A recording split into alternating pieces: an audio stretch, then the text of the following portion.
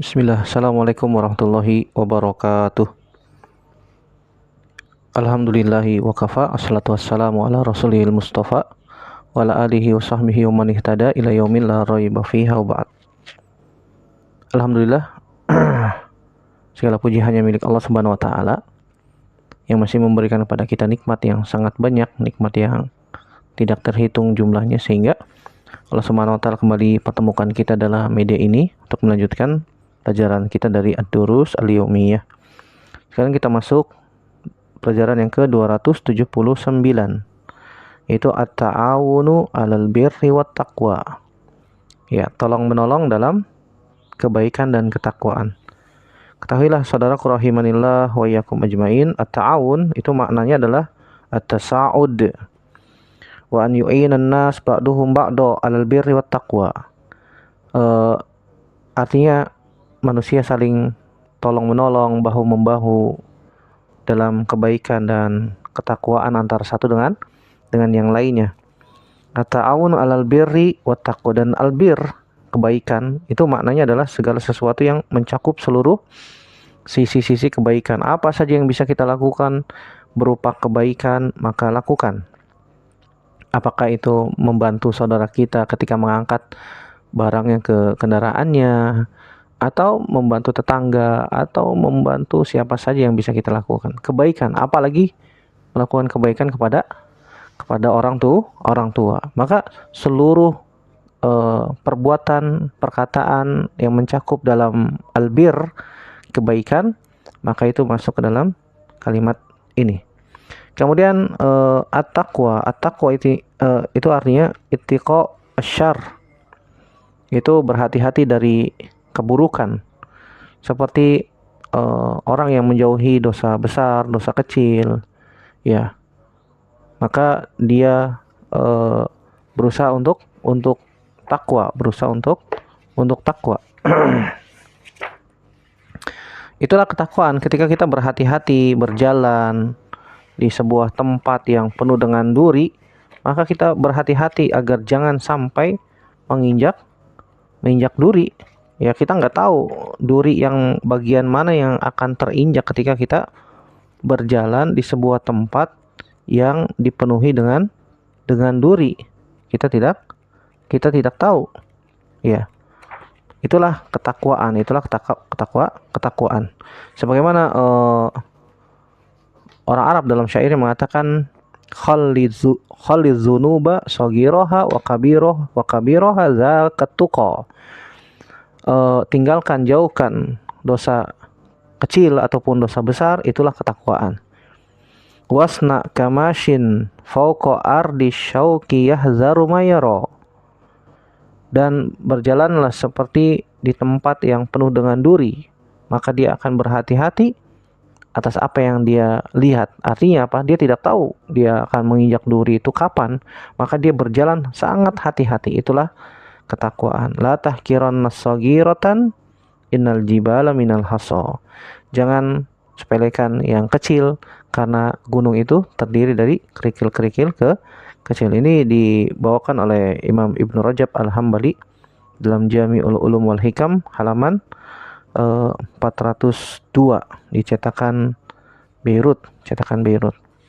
Begitu juga pengertian takwa yang sangat jami, yang sangat lengkap, sebagaimana yang disebutkan oleh seorang tabi'in yang bernama Talq bin Habib rahimahullahu ta'ala. Berkata Talq bin Habib Al-Anzi Al-Basri, seorang tabi'in yang wafat sekitar tahun 100 Hijriyah. Beliau mengatakan, at-tuqa al-amalu bi ta'atillah ala nurin minallah raja'a thawabillah wa tarki ma'asillah ala nurin minallah makhafata azabillah. Kata Talq bin Habib rahimahullah ta'ala, ya, Al-Anzi Al-Basri, seorang tabi'in yang mulia, wafat tahun 100 Hijriah. Beliau mengatakan takwa itu artinya beramal, melakukan ketaatan kepada Allah berdasarkan cahaya dari Allah, berharap pahala dari Allah, dan meninggalkan maksiat kepada Allah berdasarkan cahaya dari Allah dan karena takut akan azabnya Allah Subhanahu wa ta'ala. Intinya takwa itu kita merasa diawasi terus oleh Allah Subhanahu wa taala, takut dilemparkan ke dalam neraka jahanam, dan kita berharap pahala berupa surga Allah Subhanahu wa taala. Dan kita berusaha untuk saling tolong-menolong dalam kebaikan dan ketakwaan sesama kaum muslimin. Kita akan bacakan dalilnya diantaranya. Yang pertama dalam surat Al-Maidah ayat 2. Allah Subhanahu wa taala berfirman, "Wa ta'awanu 'alal birri wat taqwa." Dan saling tolong-menolonglah kalian di atas kebaikan dan ketakwaan. Ini perintah dari Allah Subhanahu wa taala, "Wa ta'awanu 'alal birri wat taqwa." Kata Syekh Muhammad bin Shalih Al-Utsaimin, al-amru fi qawlihi wa ta'awanu amrun ijabun fi ma yajib wastihbabun fi ma yustahab wa kadzalika fit taqwa amrun ijabun fi ma yahrum wa amrun istihbabun fi ma yakrah. Kalimat ta'awanu itu saling tolong-menolonglah kalian merupakan perkara yang wajib yang harus dilakukan jika emang itu perkara yang wajib. Saling tolong-menolong dalam kebaikan dan ketakwaan, ya. Dan juga tolong-menolong dalam hal yang mustahab jika emang hal itu adalah mustahab. Begitu juga dalam masalah takwa. Ya, dalam masalah takwa. Kita bertakwa kepada Allah Subhanahu wa taala berdasarkan apa yang Allah Subhanahu wa taala perintahkan, melakukan ketaatan kepada Allah Subhanahu wa taala, salat 5 waktu misalnya. Kita mengajak seseorang untuk salat 5 waktu. Ya. Dan wa'mur ahlaka bis sholati wastabir 'alaiha. Perintahkan keluargamu untuk salat. Kita memerintahkan memerintahkan diri kita atau memaksa diri kita untuk salat berjamaah. Memaksa diri kita untuk salat berjamaah. Kemudian kita perintahkan keluarga kita istri, anak-anak untuk melakukan salat 5 waktu. Kenapa? Karena itu perkara yang wajib. Maka saling tolong-menolong membantu dalam masalah ini juga wajib, juga wajib. Wahalum majar dan begitu seterusnya. Contoh yang lain ya. Begitu juga tentang masalah yang mustahab. Ketika Allah Subhanahu wa taala mengharamkan sesuatu, misalnya minum khamar, nauzubillah, kalau misalnya ada keluarga yang minum khamar, maka kita peringatkan jangan minum khamar, itu dilarang, itu haram. Maka ketika itu juga melarang saudara kita atau keluarga kita yang melakukan yang diharamkan, maka perkara yang wajib juga. Dan begitu seterusnya ya. Allahu ta'ala a'lam bishawab. Makanya Allah Subhanahu wa taala perintahkan ta'awanu, ini fi'il amr yang menunjukkan hukumnya wajib.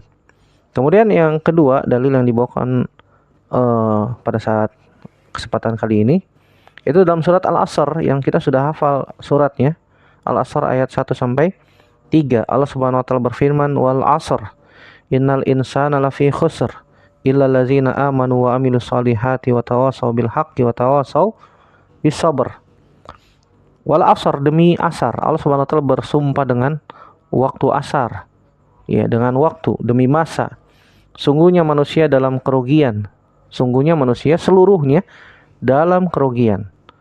Ya, kecuali yang tidak kerugi Allah Subhanahu wa taala sebutkan di dalam ayat yang ketiga, illal ladzina amanu. Yang pertama, kecuali orang yang beriman. Wa amil sholihat. Yang kedua, beramal soleh. Yang ketiga, tawasaw bil haqqi, saling berwasiat dalam kebenaran. Yang keempat, tawasaw bis sabr. Ya, saling berwasiat dengan kesabaran. Allah Subhanahu wa taala sebutkan 4 hal ini di dalam surat Al-Asr.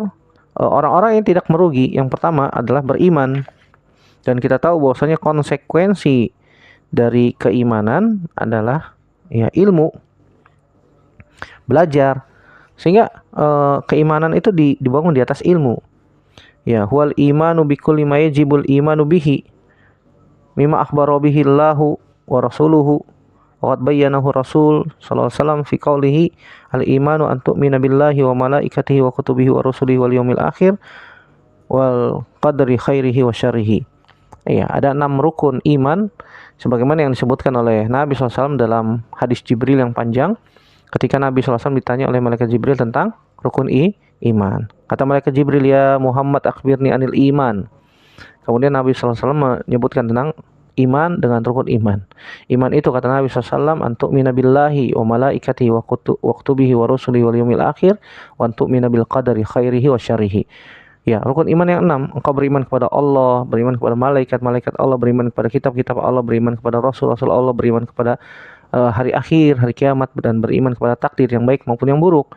Ini rukun iman yang 6, yang satu dengan yang lainnya saling keterkaitan. Artinya, ketika kita mengatakan diri kita mukmin, maka wajib mengimani seluruhnya. Tidak boleh mengingkari salah satunya. Siapa saja mengingkari salah satu dari rukun iman, maka dia bisa terjerumus kepada keluar dari daerah keimanan. Ya, artinya dia bisa hilang tuh keimanannya gara-gara apa? Tidak mengimani salah satu rukun iman. Oleh karena itu, mengimani rukun iman seluruhnya ini wajib. Nggak boleh dihilangkan salah satunya, apalagi ditambah misalnya. Ya, karena itu semuanya adalah satu kesatuan. Ya, ini konsekuensi iman. Ya, bahwasanya konsekuensi iman adalah berilmu itu belajar, sehingga kita mengetahui bagaimana sih beriman kepada Allah, beriman kepada malaikat-malaikat Allah, kitab-kitab Allah, rasul-rasul Allah, beriman kepada hari akhir dan takdir. Dan para ulama telah menulis syarah rukun iman. Banyak. Para ulama dan ustadz-ustadz kita juga sudah menulisnya. Ustadz Yazid rahimahullah ta'ala juga sudah menulis syarah rukun iman 3 jilid. Ustadz Firanda hafizahumullah juga menulis syarah rukun iman, penjelasan rukun iman lengkap 2 jilid, Masya Allah. Dan para ulama yang lain juga demikian. Syekh Muhammad bin Shalih Al-Utsaimin juga menulis membahas syarah rukun iman. Begitu juga Syekh Dr. Syekh Ibrahim Ar-Ruhaili juga membahas dalam kitab Sabilur Rasyad fi taqrir masail i'tiqad. Di situ juga dijelaskan tentang rukun iman, tentang rukun iman lengkap, detail, terperinci. Bisa dibaca dan dipelajari. Yang kedua adalah al-amal as-saleh. Konsekuensi dari beriman adalah beramal soleh. Konsekuensi ilmu adalah mengamalkannya, karena amal adalah buah dari ilmu. Oleh karena itu, ketika kita sudah mengetahui tentang sebuah ilmu, maka kita berusaha untuk mengamalkannya semampu kita. Sebagaimana Nabi SAW mengatakan, "Iza nahituhum anhu fajtanibuhu wa ma amartukum bihi fa'tu minhu mastata'tum." Kemudian yang ketiga, tawasaw bil haq. Ini menjadi syahid di dalam pembahasan kita ya. Bahwasanya tawasaw bil haq, saling berwasiat dengan kebenaran. Artinya mengajak manusia untuk melakukan kebaikan, berdakwah. Paling tidak minimal di keluarga kita dahulu, kita mengajak keluarga kita untuk melakukan kebaikan, saling berwasiat satu dengan yang lainnya. Dan yang keempat adalah tawasaw bis sabr, saling berwasiat dengan kesabaran. Melakukan ketaatan juga butuh kesabaran, meninggalkan maksiat juga butuh kesabaran. Ketika mendapatkan musibah juga membutuhkan kesabaran. Sampai Imam Asy-Syafi'i rahimahullah ta'ala mengatakan, "Lau lam yanzilillahu ala ibadihi suratan ghaira hadhihi surah lakafathum." Kalau seandainya Allah Subhanahu wa taala tidak menurunkan hujjah kepada hambanya kecuali surat ini, maka sungguh surat ini telah cukup untuk mereka. Artinya surat ini mencakup seluruhnya. Seluruhnya. Ada ilmu di situ, ada amal, kemudian ada dakwah, kemudian ada sabar. Hal ini juga yang dibawakan oleh Syekh Muhammad bin Abdul Wahhab bin Sulaiman bin Ali At-Tamimi rahimahullah ta'ala, yang wafat tahun 1206 Hijriah, dalam kitab Al-Usul As-Salasah. Ada pembahasan salah satu usul, diantaranya adalah wajib mengetahui 4 hal, yaitu dan mempelajarinya. Diantaranya ilmu, kemudian amal, kemudian dakwah dan sabar. Sebagaimana dalam ayat ini atau surat Al-Asr yang disebutkan, yang yang terdapat dalam Al-Quran, yang difirmankan oleh Allah Subhanahu wa ta'ala. Adapun dari hadis Nabi SAW, kita baca satu hadis yang diriwayatkan dari sahabat Abu Abdurrahman Zaid bin Khalid Al-Juhani radhiyallahu anhu. Beliau mengatakan, qala Rasulullah sallallahu alaihi wasallam, man jahhaza ghaziyan fi sabilillah faqad ghaza, wa man khalafa ghaziyan fi ahlihi bi khairin faqad ghaza, muttafaqun alaihi.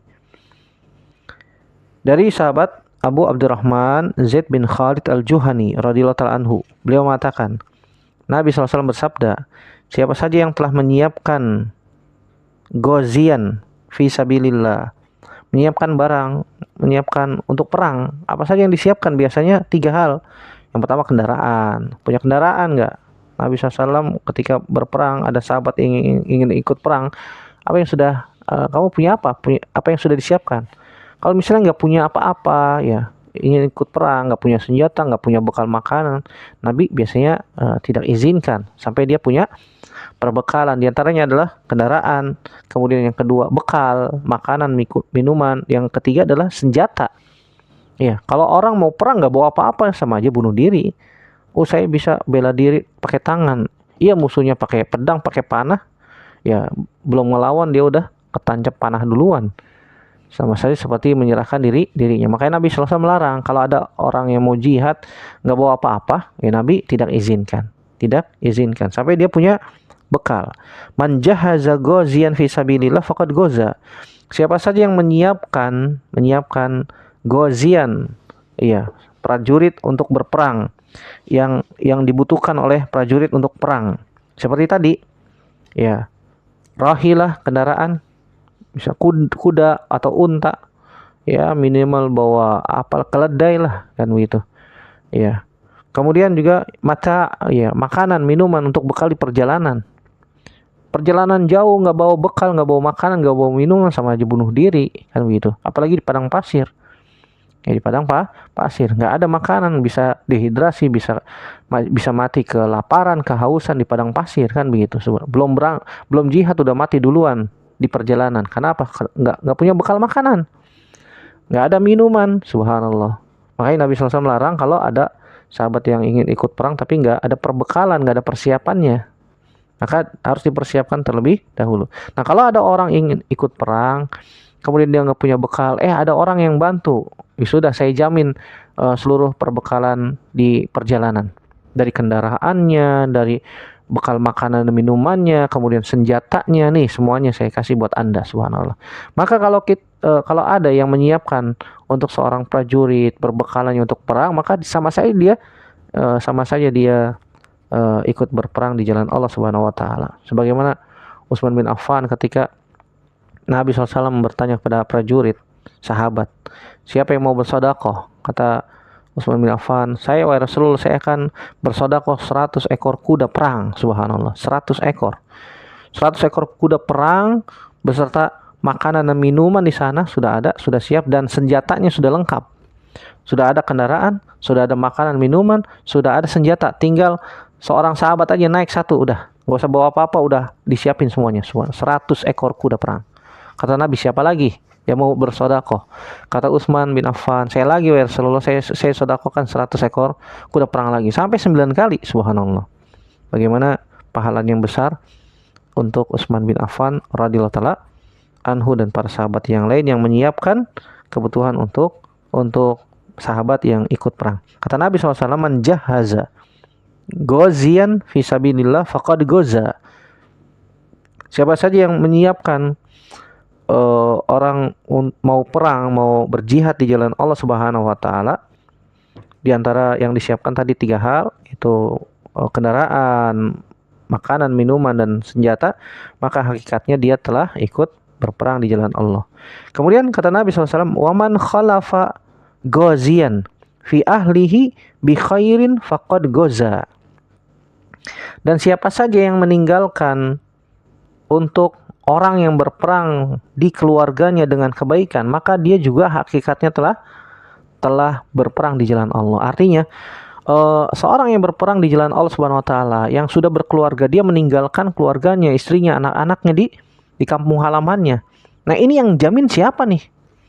Yang jamin makanan keluarganya, siapa yang kasih makan mereka? Ya, siapa yang kasih makan istri dan anak-anaknya ditinggal sebulan, 2 bulan, 3 bulan.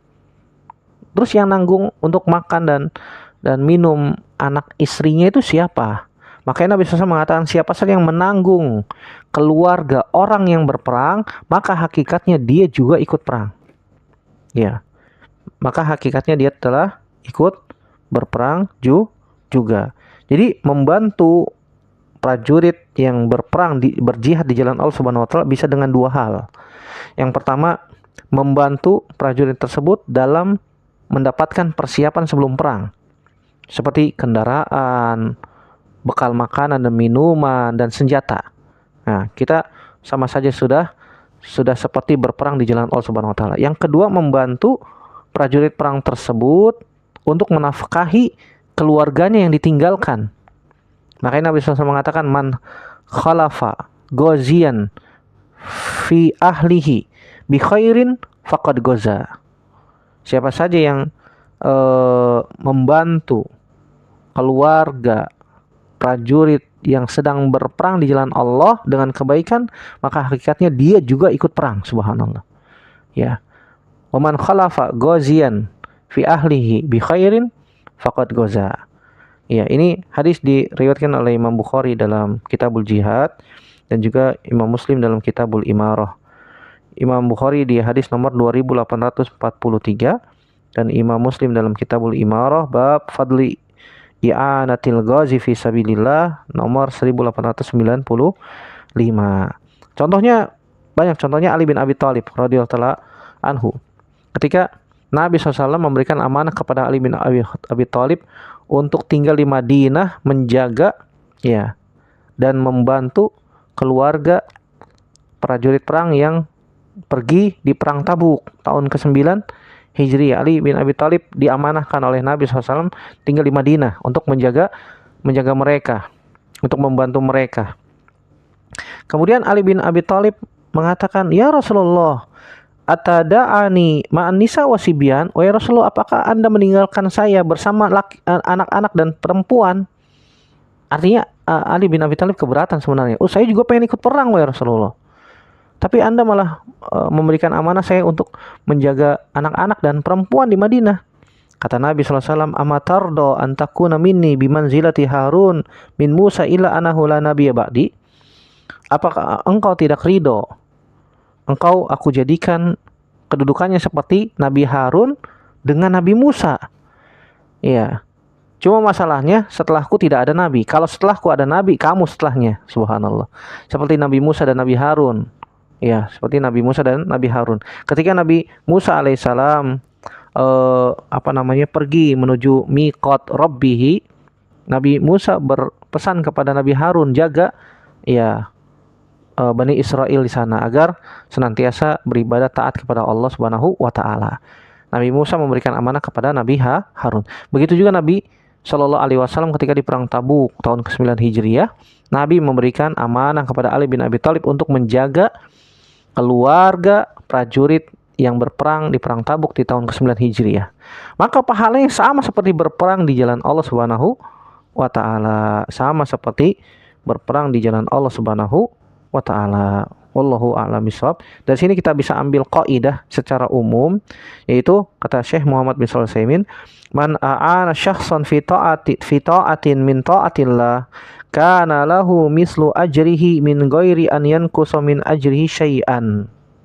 Siapa saja yang membantu seseorang dalam menjalankan ketaatan kepada Allah, maka pahalanya sama seperti orang yang melakukan ketaatan kepada Allah Subhanahu wa taala, tidak dikurangi sedikit pun juga. Ini kaidah yang kita bisa ambil dari pertemuan kita kali ini. Semoga bermanfaat, semoga diberikan taufik oleh Allah Subhanahu wa taala agar kita diberikan kemudahan untuk senantiasa melakukan ketaatan kepada Allah Subhanahu wa taala dan menjauhi keburukan serta maksiat, dan semoga Allah Subhanahu wa taala ya senantiasa memberikan kepada kita taufiknya agar kita senantiasa istiqomah di atas ketaatan dan sunnah Nabi SAW sampai akhir hayat, sampai ditutup usia kita dalam kebaikan dan ketaatan, dan ketakwaan, serta ditutup dengan husnul khotimah, dimasukkan ke dalam surga tanpa hisab, tanpa azab. Amin ya rabbal alamin. Demikian yang bisa kita sampaikan, semoga bermanfaat. Aku qouli hadza astaghfirullah li wa lakum. Subhanaka Allahumma bihamdik, asyhadu an la ilaha illa anta astaghfiruka wa atubu ilaik. Wassalamualaikum warahmatullahi wabarakatuh.